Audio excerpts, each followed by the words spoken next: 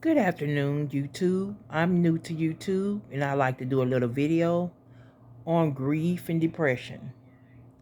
Today, with it being Testimony Tuesday, I have a short testimony. Please forgive my hair. I know it needs to be fixed, but it's not done.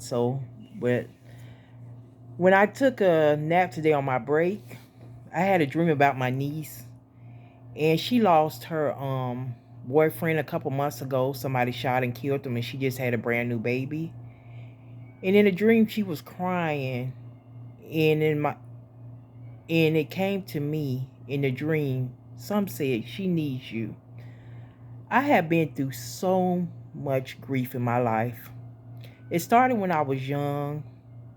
When I was 9 and a half, I lost my dad.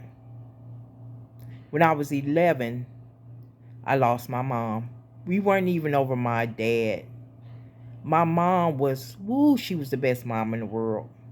I know everybody says that about their mom, but my mom truly was a great mom. She took care of me and my brothers, Russell and Eric.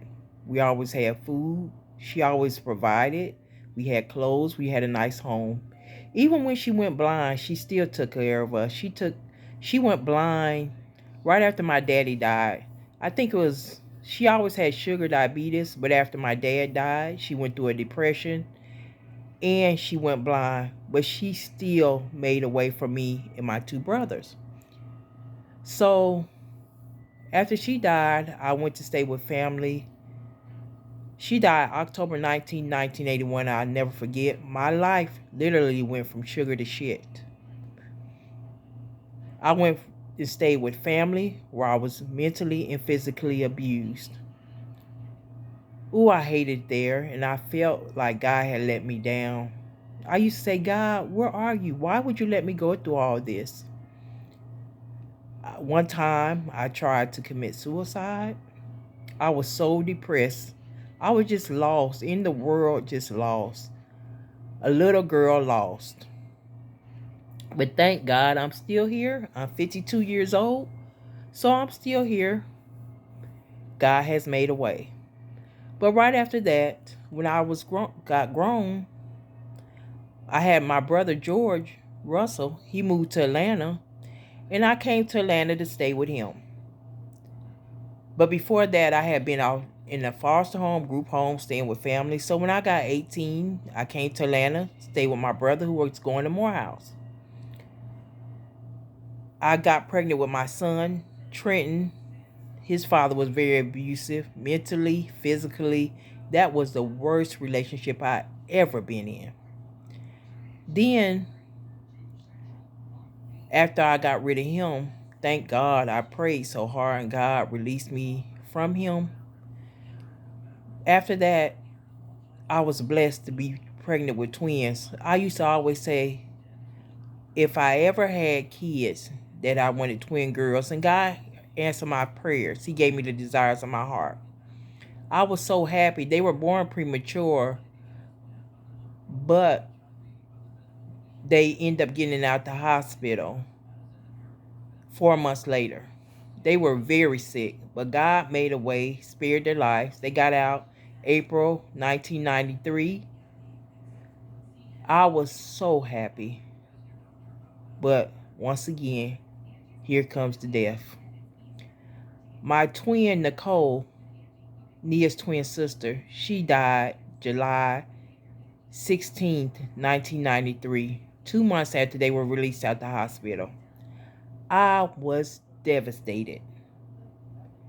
It's hard when your parents die, but when your child dies, you don't want to live on. It's like a piece of you is gone.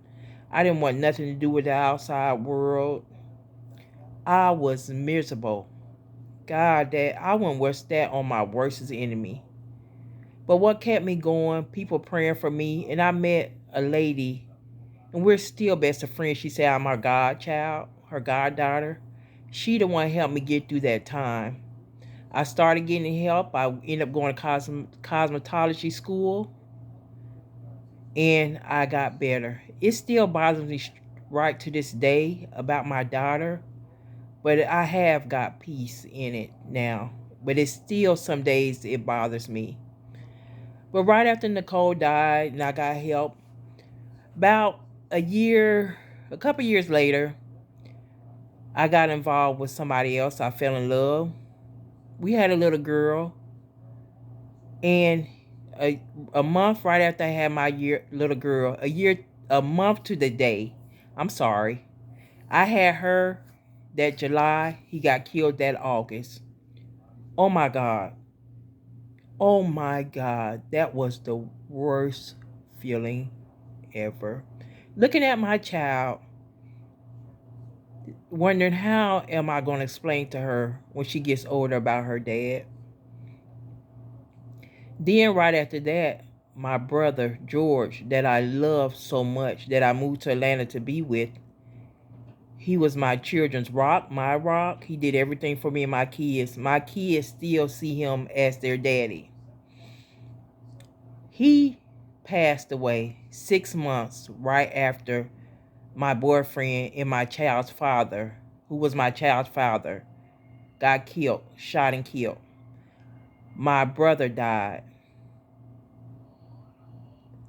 Oh my God. Oh my God. How am I going to make it? My brother, my world is gone. How am I going to make it? How am I going to make it? It was nothing but God that brought me this far. I couldn't even, when my brother passed, I couldn't even stay in my own home. Thank God for friends. I went and stayed with one of my friends that lives in Decatur, Georgia for like 3 months. Thank God she was letting me stay at her house because I was a nervous wreck.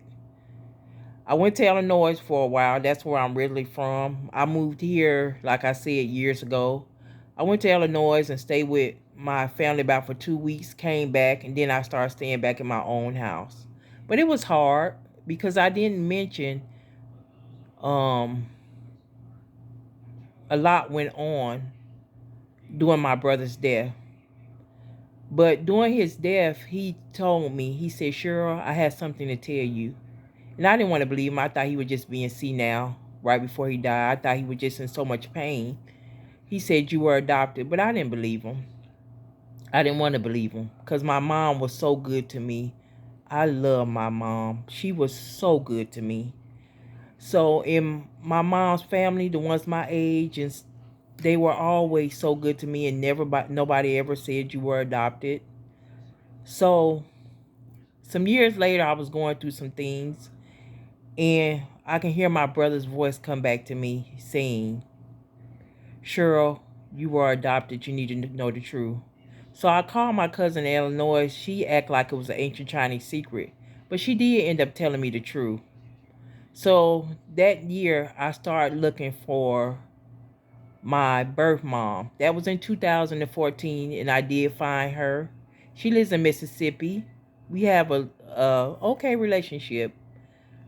She was just the vessel to get me to Dolores Harper, my adopted mom. Me and my birth mom look just alike. I love her, but nobody can take the love away I have for Dolores Harper. She was there. She taught me everything I know. She gave me the heart I have.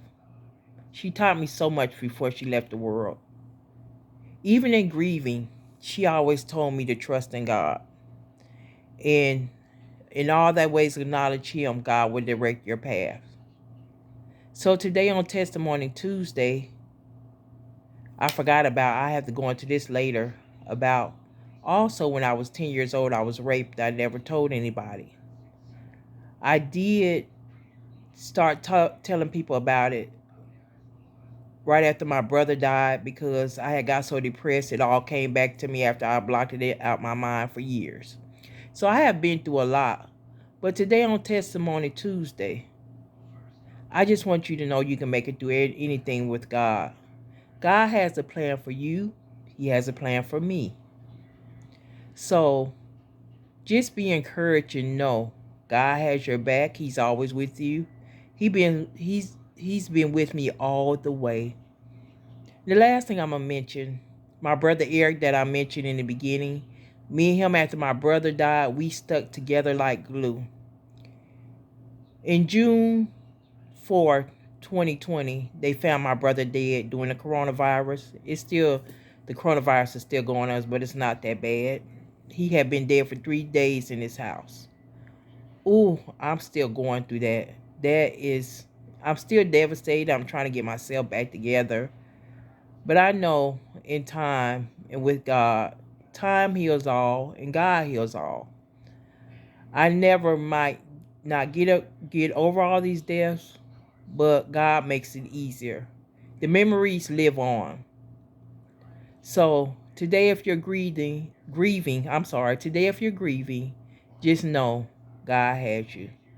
He has me. He has had me all these years, and He will have you too.